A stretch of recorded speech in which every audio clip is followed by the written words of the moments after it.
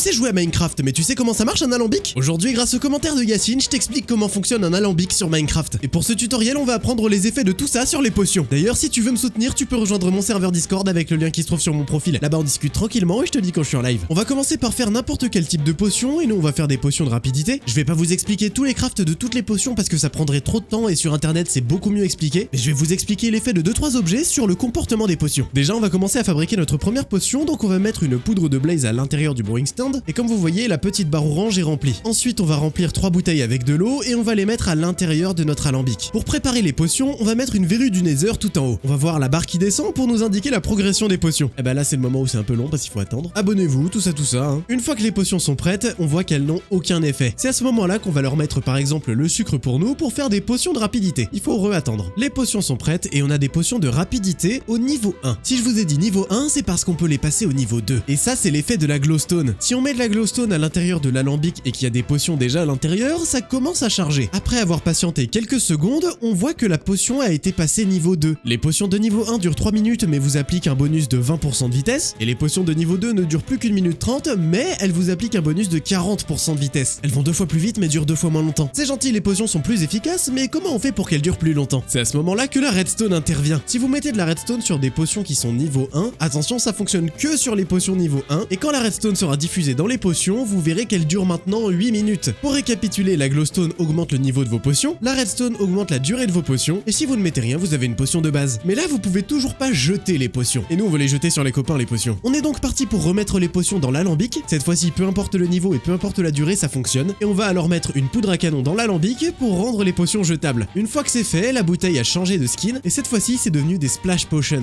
des potions qu'on va pouvoir jeter. Et maintenant, je suis sûr que j'apprends à presque tout le monde quelque chose. Si jamais dans votre alambic, vous mettez une fiole avec le souffle du dragon à l'intérieur, et que vous mettez aussi dans l'alambic 3 potions jetables, on voit que ça nous prépare quelque chose. Et ça nous a permis de fabriquer des potions persistantes. En fait, c'est une potion qui peut se jeter au sol et qui va faire des particules. Et tant que vous êtes dans cette zone, vous gagnerez l'effet de potion. Ça dure pas très longtemps, mais vous récupérerez facilement l'effet en passant juste dans la petite zone. Et ça sert pas qu'à ça, parce que si dans un établi vous mettez 8 flèches avec la potion au milieu, ça vous fera des flèches avec l'effet de la potion. Dans les commentaires, dis-moi le prochain tutoriel que tu voudrais que je fasse, parce que la plupart des vidéos que je réalise, c'est parce que vous me les avez demandé. Si l'envie t'en prend, tu peux rejoindre mon serveur Discord avec le lien qui se trouve sur mon profil. Ça me soutient énormément, tu peux trouver des gens avec qui jouer à Minecraft, on discute tranquillement et je te dis quand je suis en live là-bas. Sur ce, potionnez-vous bien, brossez-vous les dents, c'est important, et moi je vous dis à la prochaine.